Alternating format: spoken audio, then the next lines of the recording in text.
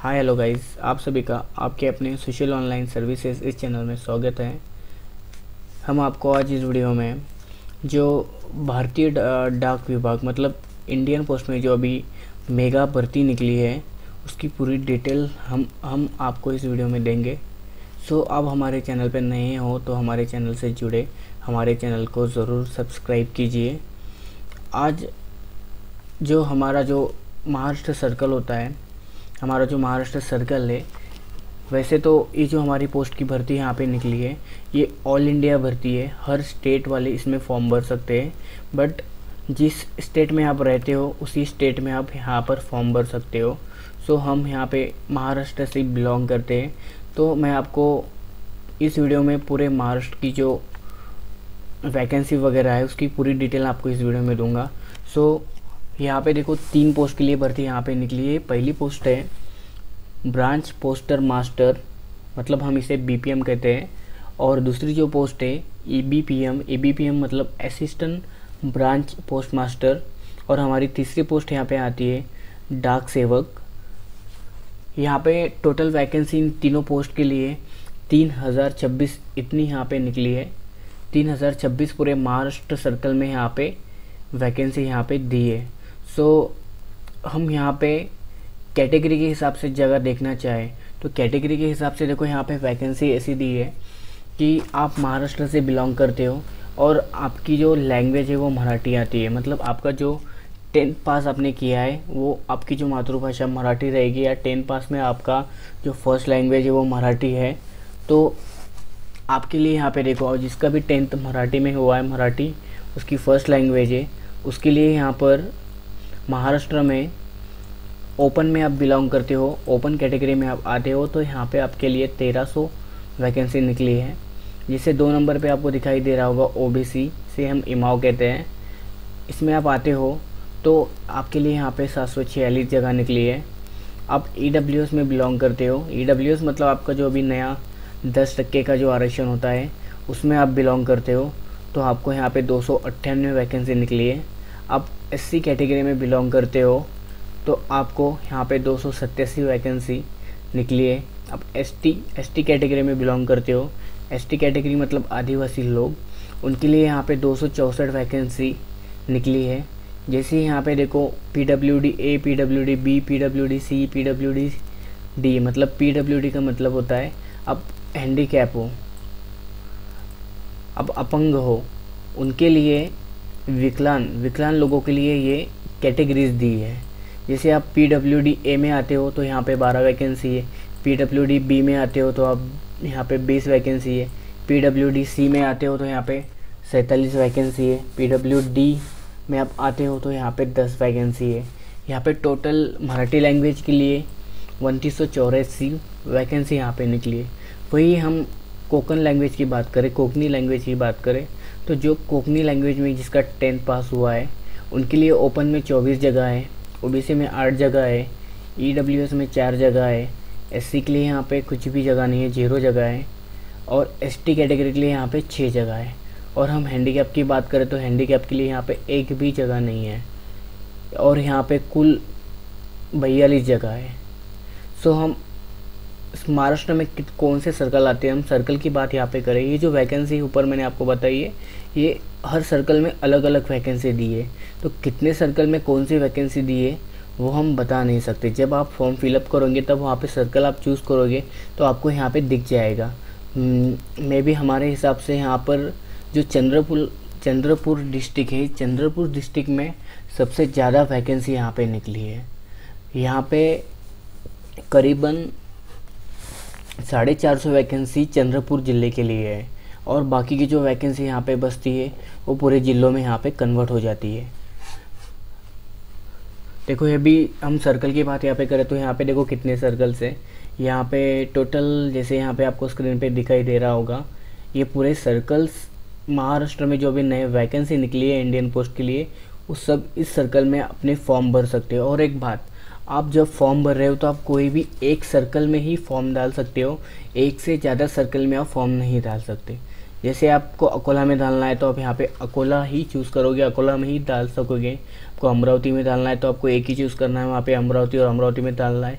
बहुत से लोग होते हैं जिन्हें मल्टीपल जगह पे फॉर्म डालना होता है, जैसे किसी को अमरावती में भी डालना है और जलगांव में भी डालना है और चंद्रपुर में भी डालना है, तो ऐसा आप इस वर्ग में नहीं कर सकते हो।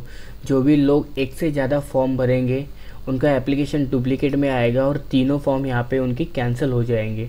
सो आप कोई भी एक ज़िला चूज़ करो और एक ही ज़िले में एक ही फॉर्म डालना है। अभी हम आगे इस फॉर्म की जो डेट की बात यहाँ पे करें तो इस फॉर्म की शुरू होने की जो तारीख है, मई महीने में 2 तारीख को ये फॉर्म शुरू हो चुके हैं।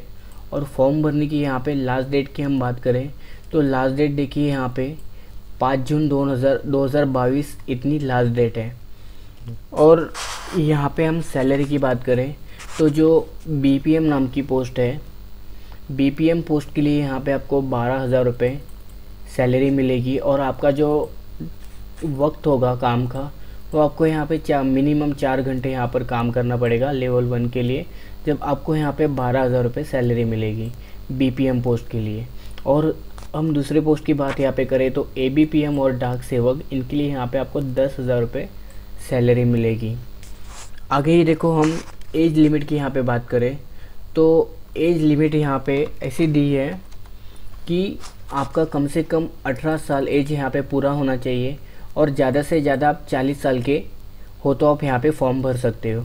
और जो लोग एससी कैटेगरी में बिलोंग करते हो, एससी और एसटी कैटेगरी में, उनके लिए यहाँ पे 5 साल एक्स्ट्रा छूट दी गई है।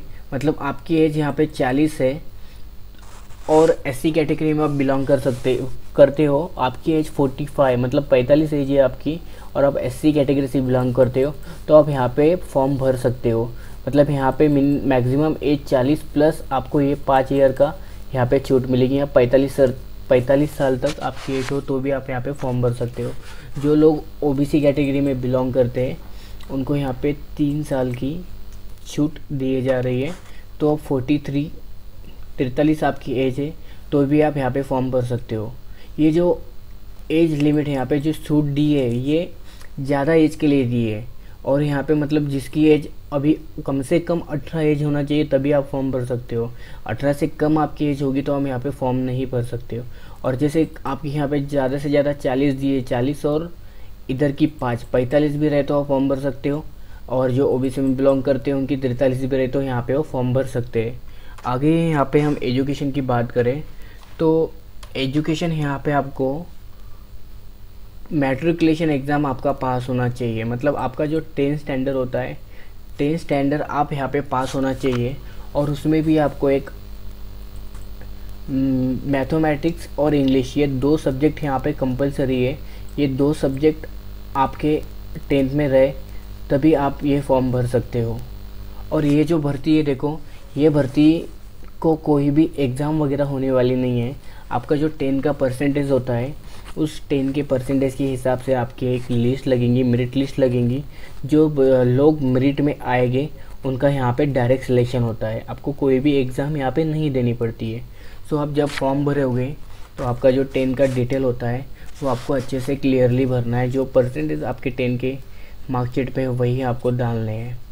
और हम यहाँ पे लैंग्वेज की बात करें, लोकल लैंग्वेज की बात करें तो यहाँ पे हमें मराठी, ये लोकल लैंग्वेज कंपलसरी है। जो लोग जिसका 10th में मराठी नहीं है वो यहाँ पे फॉर्म नहीं भर सकता है। और आगे आप किसको नॉलेज भी लगता है, काय का नॉलेज लगता है, आपको यहाँ पे कंप्यूटर का नॉलेज लगता है, मोबाइल का नॉलेज लगता है और आपको साइकिलिंग आना चाहिए। ये 3 चीज़ों का यहाँ पे आपको नॉलेज होना चाहिए तो ही आप ये फॉर्म भर सकते हो। आगे हम बात करते हैं फ़ीस की। तो आपको यहाँ पे फॉर्म के लिए कितनी फ़ीस पेड करनी पड़ेगी तो आपको यहाँ पर ओनली जो एससी, एसटी और लेडीज़ होती है उनको कोई भी फ़ी यहाँ पे भरने का काम नहीं। जो हैंडीकैप होता है उनको भी यहाँ पे कोई भी फ़ीस भरने का काम नहीं। जो लोग ओबीसी और ओपन में बिलोंग करते हैं उनको ही यहाँ पे 100 रुपये फ़ीस पेड करनी है। आगे हम देखो जॉब प्रोफाइल की बात करते हैं। मतलब हम जो 3 पोस्ट के लिए यहाँ पे फॉर्म भर रहे हैं उसके लिए यहाँ पे आपका काम क्या होगा। जैसे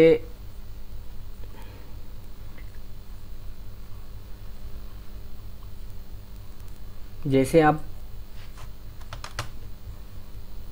ब्रांच पोस्ट मास्टर मतलब बीपीएम इस पोस्ट के लिए यहाँ पे फॉर्म भर रहे हो, तो आपको वहाँ बीपीएम पोस्ट के लिए क्या काम करना पड़ेगा।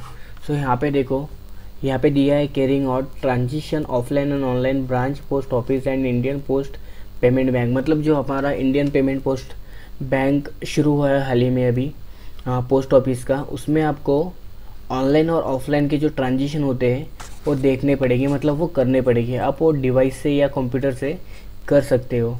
और उनका दूसरा काम यहाँ पे होगा, देखो आपको यहाँ पे मार्केटिंग भी करना पड़ेगी। और यहाँ पे इंडियन पोस्ट ने डोर स्टेप सर्विस शुरू की है, मतलब आपको कस्टमर के घर जाके ये जो भी पेमेंट वगैरह होता है या उनका कोई भी बैंक अकाउंट वगैरह ओपन करना होता है, पेमेंट निकालना होता है, पेमेंट डालना होता है, वो पूरी स्टेप आपको घर जाके करनी पड़ेगी। आगे ही देखो, आपको यहाँ पे रिकॉर्ड्स वगैरह भी आपके ऑनलाइन डिवाइस में अपकीप करने हैं।